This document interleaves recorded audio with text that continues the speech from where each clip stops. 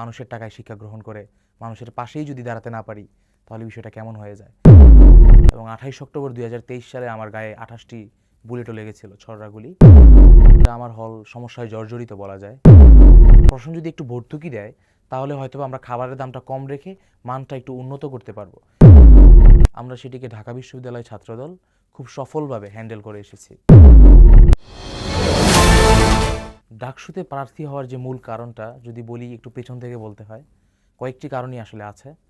প্রথমে হচ্ছে আমি ছাত্রদলের সাথে যুক্ত আছি এবং বিশ্ববিদ্যালয়ে যখন 2022 সালে আমার ক্লাস শুরু হয় জানুয়ারিতে, তার 2-3 মাস পরে আমি সক্রিয়ভাবে আন্দোলন সংগ্রামে অংশগ্রহণ করা শুরু করি, বিভিন্ন বিভাগীয় সমাবেশ। এবং 28 অক্টোবর 2023 সালে আমার গায়ে 28টি বুলেটও লেগেছিল, ছররা গুলি, নয়াপল্টনে যে সমাবেশ হয়েছিল। সেই কারণে আসলে মানুষের জন্য যে আন্দোলন, মানুষকে সহযোগিতা করার যে একটা ইচ্ছা, সেটা আমার মাঝে প্রথম থেকেই ছিল এবং বিশ্ববিদ্যালয়ে আসার পরে এটা আসলে আরও প্রবলভাবে আমার মাঝে দেখা যায়। এবং আরেকটি কারণ হচ্ছে যে মানুষের টাকা এই পর্যন্ত আমি পড়াশোনা করে বড় হয়েছি। ক্যারেট কলেজ বলেন, ঢাকা বিশ্ববিদ্যালয় বলেন, সব জায়গায় কিন্তু মানুষের টাকায় পড়াশোনা করছি। তো সেই কারণে আমার আসলে একটা দায়বদ্ধতার জায়গা আছে যে মানুষের জন্য আসলে কিছু করা যায় কিনা। তো ঢাকা বিশ্ববিদ্যালয়ে সাধারণ কৃষকের ছেলে থেকে শুরু করে ডাক্তার, ইঞ্জিনিয়ারদের ছেলেরা পড়াশোনা করে। সবার একটা কণ্ঠস্বর হওয়ার জন্য আমি আসলে এখানে প্রার্থী হওয়ার একটা ইচ্ছা পোষণ করি। আমি হাজী মোহাম্মদ মুহসিন হলে বাংলাদেশ জাতীয়তাবাদী ছাত্রদল মনোনীত যেই প্যানেল, সেই প্যানেলে এজিএস পদপ্রার্থী হিসেবে প্রতিদ্বন্দ্বিতা করছি। আমার হলের 3টি যদি সমস্যা বলতে চাই, আসলে আমার হল সমস্যায় জর্জরিত বলা যায়। বিল্ডিং, ভূমিকম্প হলে যে কোনো সময় ধসে যেতে পারে। তো প্রথম সমস্যাটির ক্ষেত্রে বলবো, এখন বর্তমানে যে খাবারের যে সমস্যাটি আছে সেটা আসলে সবচেয়ে বড় সমস্যা। ক্যান্টিন বিভিন্ন জনের কাছে ইজারা দেওয়া হচ্ছে, কিন্তু ওইটা কাজ হচ্ছে না। ছেলেপেলে খাবারের মান নিয়ে সন্তুষ্ট না, পরিষ্কার পরিচ্ছন্নতা নিয়ে সন্তুষ্ট না। দ্বিতীয় সমস্যাটি হচ্ছে আবাসনের সমস্যা। হয়তোবা আমি এখানে বলতে পারি যে 5 স্টার বানিয়ে দেবো নির্বাচিত হওয়ার পরে, কিন্তু বিষয়টি এরকম না। আমার একটা টাইম লিমিট আছে এবং একটা বাজেটের বিষয় আছে। আমাদের নতুন বিল্ডিংয়ের বাজেট পাস হয়েছে, কিন্তু তার আগ পর্যন্ত যে ছারপোকা, মশার যে সমস্যা আছে সেগুলো আমাদের সমাধান করতে হবে। এটি একটি বড় সমস্যা। এগুলি আমাদের স্বাস্থ্য এবং পড়াশোনাকেও প্রভাবিত করে। এবং 3 নম্বর যে সমস্যাটি আছে সেটি হচ্ছে চিকিৎসার সমস্যা। মসিনল একটি সাইডে আছে, সেই কারণে হসপিটাল এবং চিকিৎসা সেবা খুব দূরে হয়ে যায় আমাদের থেকে। তো সেই কারণে চিকিৎসার ক্ষেত্রে আমরা একটু বঞ্চিত হচ্ছি। এটি একটি বড় সমস্যা আমাদের হলের জন্য। খাবার আপনাকে একটু আগেই বললাম যে ইজারা দেওয়া হচ্ছে বিভিন্ন ব্যক্তি এবং প্রতিষ্ঠানের কাছে। তো আমরা চাই যে হল প্রশাসনের তত্ত্বাবধানে ক্যান্টিন চলবে এবং প্রশাসন সেক্ষেত্রে ভর্তুকি প্রদান করবে যাতে সাধারণ শিক্ষার্থীরা কম দামে সেখানে খাবার পায়। আপনারা খেয়াল করে দেখবেন যে ঢাকা বিশ্ববিদ্যালয়ে যেসব শিক্ষার্থী পড়াশোনা করে বেশিরভাগই নিম্ন মধ্যবিত্ত পরিবার থেকে উঠে আসা। তো তারা আসলে টিউশন করে বা বাড়ি থেকে টাকা নিয়ে এসে এখানে পড়াশোনা করে, তাদের দিনানিপাত করে। তো সেই ক্ষেত্রে আমি বিশ্বাস করি প্রশাসন যদি একটু ভর্তুকি দেয় তাহলে হয়তো আমরা খাবারের দামটা কম রেখে মানটা একটু উন্নত করতে পারবো এবং আমরা যথাসম্ভব প্রশাসনকে চাপ প্রয়োগ করতে পারবো যাতে করে খাবারের মানটা আরও উন্নত হয়। ঢাকা বিশ্ববিদ্যালয় এমন একটি প্রতিষ্ঠান যাদের আসলে 100% আবাসন নিশ্চিত করার দায়বদ্ধতা নেই। তো আমি সেই ক্ষেত্রে বলতে চাই যে সবাই আসলে হলে থাকবেও না।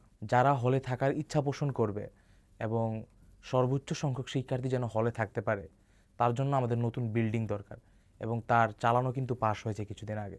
তো আমাদের হচ্ছে এখনকার পদক্ষেপ হচ্ছে যত দ্রুত কাজ শুরু করা যায়, কারণ আমরা একটা রিস্কের মধ্যে আছি আমাদের বিল্ডিংটা নিয়ে। যে কোনো বড় একটি ভূমিকম্প হলে হয়তো বা ধসে যেতে পারে। এবং কি আমাদের কিন্তু আবাসনের যে মান, একটু আগে যে বললাম, আবাসনের মান খুবই খারাপ। সেখানে থাকাটা প্রায় দুর্বিষহ শিক্ষার্থীদের জন্য, পড়াশোনা তো অনেক পরের বিষয়। তো আবাসন সংকট নিরসনে আমরা আসলে সর্বোচ্চ সংখ্যক যে প্রশাসনকে যে চাপ দেওয়া যায় যে নতুন বিল্ডিংটার কাজ শুরু করার জন্য, সেটা আসলে এখন করতে পারি। দেখেন, আমাদের হলে কিন্তু 6 জন সিক বয় রয়েছেন, কিন্তু তাদের কোনো কার্যক্রম নেই, তাদেরকে দেখা যায় না। তো সেই কারণে মহসিন কিন্তু একটা সাইডে, সেই কারণে আমাদের থেকে হসপিটাল অনেক দূরে। যে কোনো সময় প্রাথমিক চিকিৎসার ক্ষেত্রে কারো হাত কেটে গেলে, পা কেটে গেলে আমরা কিন্তু সরাসরি চিকিৎসাটা পাচ্ছি না। তো সেই কারণে আমরা হল প্রশাসনের মাধ্যমে আমরা হচ্ছে একটা প্রাথমিক চিকিৎসা সেবা চালু করতে চাই, যাতে হচ্ছে যে কোনো প্রয়োজনে যে কোনো সময় একটা শিক্ষার্থী তার সেবা পেতে পারে। এবং খাদ্যের যে মান, সেটা উন্নতি করার জন্য আসলে আমরা যেটা চিন্তা করে দেখলাম যে প্রশাসন থেকে ভর্তুকি দিতে হবে, না হলে কোনোভাবেই খাবারের মান উন্নত করা যাচ্ছে না। কারণ এখানে যেই সাধারণ শিক্ষার্থীরা বসবাস করে তাদের আসলে আয়ের উৎসটা নেই বলা চলে, এবং তারা বাড়ি থেকে বা নিজেরা টিউশন করে যা পায় তাদের জীবন চালানো খুব কষ্টকর হয়ে যায়। তো সেই কারণে ভর্তুকি যদি দেয়া হয় তাহলে আমার মনে হয় খাবারের মানটা একটু উন্নত করা যাবে, দামটাকে একটু কমিয়ে। তো সেই কারণে আমরা প্রশাসনকে চাপ দিব যাতে হচ্ছে তারা খাবারের মানটা কমায়। পড়াশোনার সুষ্ঠু পরিবেশ বজায় রাখতে কিছু কার্যক্রম আমাদের আছে, সেটা হচ্ছে পাঠকক্ষ যেটা আছে সেটাতে আসলে যে আধুনিকায়ন করার যে বিষয়টা সেটা আছে। কারণ আমরা এখন দেখেছি যে অনলাইনেই সব কিছু, কিন্তু আমাদের পাঠকক্ষ সেই 1970 সালের মতোই রয়ে গিয়েছে, বইয়ের মাধ্যমে মানুষ পড়াশোনা করছে। আমরা চাই যে পিসি থাকবে এবং নিরবিচ্ছিন্ন ওয়াইফাই থাকবে, যাতে যে কোনো সময় ইন্টারনেট সেবা ব্যবহার করা যায়। এবং হচ্ছে কি লাইব্রেরিতে নতুন আরও বই সংযোগ করা হবে, যাতে হচ্ছে পড়াশোনার ক্ষেত্রে আরও সহযোগিতা হয় শিক্ষার্থীদের জন্য। আসলে আমি তো আমার নিজস্ব জায়গা থেকে একটা ইশতেহার দিয়েছি যে আমি তাদের জন্য কি কি কাজ করতে চাই যদি নির্বাচিত হই। তো আগেই একটা কথা বলে নিতে চাই যে আমি এতদিন রাজনীতি করে এসেছি, ভবিষ্যতেও করব। তো আমার সহযোগিতার হাত সবার জন্যই সবসময় খোলা, সেটা আমি নির্বাচিত হই বা না হই। তো আমি আসলে আমার প্রতিশ্রুতির ক্ষেত্রে বলতে চাই যে শিক্ষার্থীরা বিশ্ববিদ্যালয়ে পড়াশোনা করার পরে চাকুরি পাচ্ছে না, তারা তাদের কর্মসংস্থান জোগাড় করতে পারছে না। তো সেই ক্ষেত্রে তাদেরকে আমি সহযোগিতা করতে চাই। সেটা কিভাবে?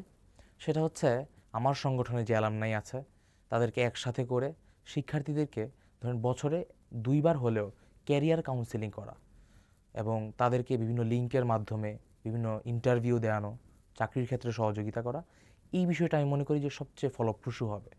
কারণ হচ্ছে চাকরি যদি না পায় তাহলে হচ্ছে পড়াশোনার পুরো জিনিসটাই একটা ডিমোরালাইজড একটা বিষয় হয়ে যায়। আমি পড়াশোনা করলাম এত বছর যাবত, কোনো চাকরি পাচ্ছি না, কর্মসংস্থান হচ্ছে না। তো এই বিষয়টা আমি মনে করি যে তাদের কাছে একটা প্রতিশ্রুতি আমি রাখতে চাই এই বিষয়টি নিয়ে। আমি আসলে বিশ্বাস করি যে বাংলাদেশ জাতীয়তাবাদী ছাত্রদলের নামে যে প্রোপাগান্ডা চালানো হয়েছে 5 তারিখের পর থেকে গত 1 বছর যাবত, আমরা সেটিকে ঢাকা বিশ্ববিদ্যালয় ছাত্রদল খুব সফলভাবে হ্যান্ডেল করে এসেছি এবং সকল প্রোপাগান্ডার সঠিক জবাব দিয়েছি।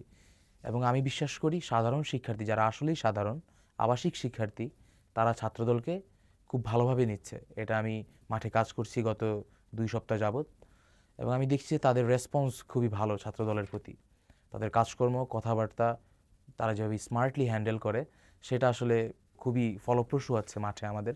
এবং আমাদের প্রত্যাশা বলতে ছাত্রদলকে মানুষ যেভাবে কাছে আগলে নিয়েছে সেটা বলতেই হয় যে আমাদের প্রত্যাশা অনেক উপরে, যে আমরা সবাই মিলে একসাথে একটি নতুন বাংলাদেশের দিকে এগিয়ে যাব। আমরা আর পিছনে ফিরে তাকাবো না ইনশাল্লাহ। অবশ্যই করে, কারণ আমরা দেখতে পাচ্ছিলাম যে ছাত্রদল যখন প্রচারণা অফিসিয়ালি শুরু করে তখন ছাত্রদলের অবস্থান খুবই ভালো একটা অবস্থানে ছিল এবং ছাত্রদল কিন্তু শিক্ষার্থীদের মাঝখানে যে উৎসব মুখর একটা পরিবেশ সেটাতে যোগদান করে এবং উৎসবটাকে আরও কয়েক গুণ বাড়িয়ে দেয়। তো এটা আসলেই একটা ইঙ্গিত বহন করে যে যদি 2 মাস পিছিয়ে যায় নির্বাচনটা, যেটা দেওয়া হয়েছে অলরেডি, তাহলে কিন্তু একটা ব্যাড ইম্প্যাক্ট পড়বে নির্বাচনের উপরে এবং পরবর্তীতে নির্বাচন বন্ধ হয়ে যাওয়ার একটা আভাস পাওয়া যায়। রিটটা করা হয়েছে মূলত শিবিরের যে সেক্রেটারি SM ফরহাদ, উনি আগে ছাত্রলীগ ছিলেন, ছাত্রলীগের পোস্ট ছিল। তো সেখানে হচ্ছে তিনি আগেও পদত্যাগ করেননি, পরবর্তীও পদত্যাগ করেননি, এখনও কিন্তু তিনি ছাত্রলীগের পোস্টের নেতা। এবং তার আগের যে সভাপতি ছিলেন সেটাকে বলা হয় যে সাদিক কায়েম, তিনিও কিন্তু এখনও ছাত্রলীগের পদে আছেন। তারা কেউই কিন্তু এখনও করেননি পদত্যাগ এবং আমরা কিন্তু এটাকে একদিক থেকে ছাত্রলীগের প্যানেল বলতে পারি। সাদিক কায়েম এবং ফরহাদ তারা দুজনেই কিন্তু BPGS ক্যান্ডিডেট। তো সেই ক্ষেত্রে শিবিরের 2 জন কর্মী এখানে ছিলেন। SM ফরহাদের নামে ফাহমিদা আলম রিট করেছেন। তো সেটা আসলে রিটটা করা হয়েছে SM ফরহাদের নামে, কিন্তু একটা গোষ্ঠী চাচ্ছে যাতে নির্বাচনটাই বন্ধ হয়ে যায়, নির্বাচনটা পিছিয়ে যায়, স্থগিত হয়ে যায়। এটা খুবই অ্যালার্মিং বিষয় এবং ছাত্রদলের নামে তারা একটা ব্লেম দিচ্ছে যে ছাত্রদল 90-এর ডাকসুর পরে বিএনপি এবং ছাত্রদল মিলে ডাকসু বন্ধ করে দিয়েছে। সেটা সম্পূর্ণ একটা মিথ্যা। কারণ 91-তে যে ডাকসু হওয়ার কথা ছিল সেখানে কিন্তু ছাত্রদল তাদের প্যানেল দিয়েছে, অ্যানি জগলু প্যানেল। তো সেই প্যানেল পরবর্তীতে কার্যকর হয়নি, কারণ ছাত্রলীগের যে বিরোধী প্যানেলটা ছিল তাদের প্যানেলের বিপরীতে তাদের আসলে একটা বিরোধিতার কারণে বন্ধ হয়ে যায়। তো এইসব বিষয় চিন্তা করে ছাত্রদলের মাঠ ভালো দেখার কারণে একটা গোষ্ঠী চাচ্ছে যে যাতে বন্ধ হয়ে যায় ডাকসুটা। অবশ্যই এটা ইঙ্গিত করে। পার্বণ নিউজকে অসংখ্য ধন্যবাদ এবং যারা দেখছেন ঢাবি শিক্ষার্থী এবং আমার হলের যারা দেখছেন তাদেরকেও অসংখ্য ধন্যবাদ এটা দেখার জন্য। আমি আশা রাখি তারা আমার উপর আস্থা রাখবেন এবং ভবিষ্যতে আমরা অবশ্যই একটি পরিবর্তন দেখতে পাবো।